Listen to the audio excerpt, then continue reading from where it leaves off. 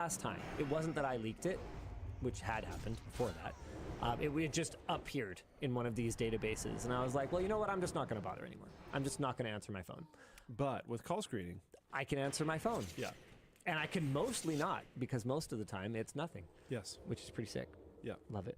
Love call screening. Yeah, I will not get a phone that does not have call screening at this point. Yeah, it makes sense. It is considering all phones are becoming so samey. It's a must-have feature. I'm super into this next one, hold detection.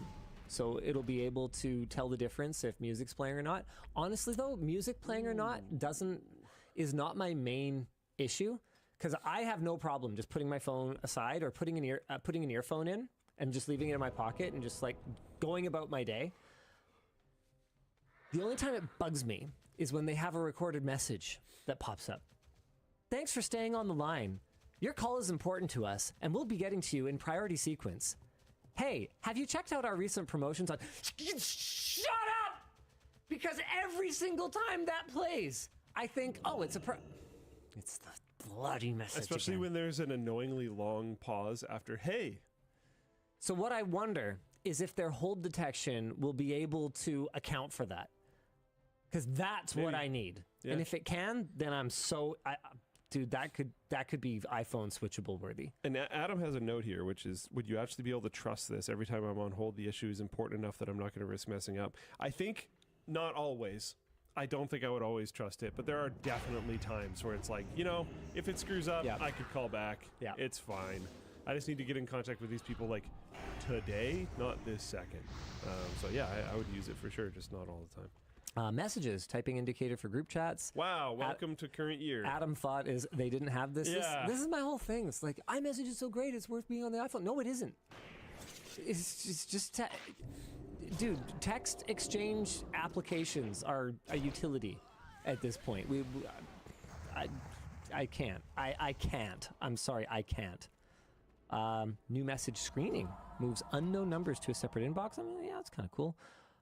Payment via Apple Cash and group chats. That's actually that is amazing. That's also pretty sick. And would change the world if it didn't require everyone to have an iPhone.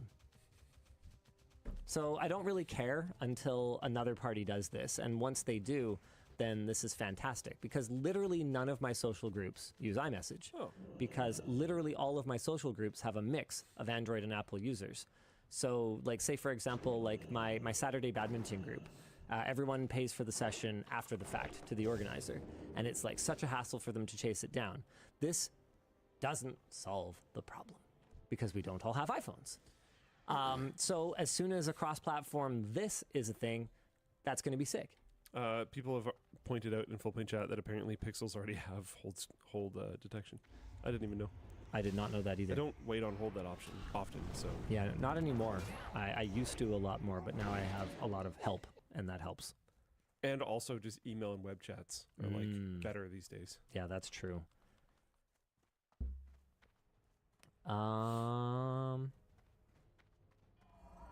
Okay, Noki says, checked most auto manufacturers. Seems like a select few support both Android Auto and CarPlay simultaneously. But are you talking... I'm talking about CarPlay Ultra, though. Lots of them support them both. But I'm talking about CarPlay Ultra. Will any of those with the deep integration with Apple in the infotainment system, where they support Android Auto? That I don't know.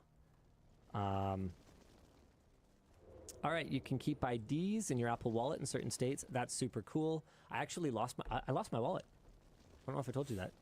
That's gotta be very annoying. Yeah, I arrived at Vancouver Airport, and I went to get in my car. This was after my trip for the Microsoft Xbox announcement, and I was like, "Oh, okay, I'm gonna."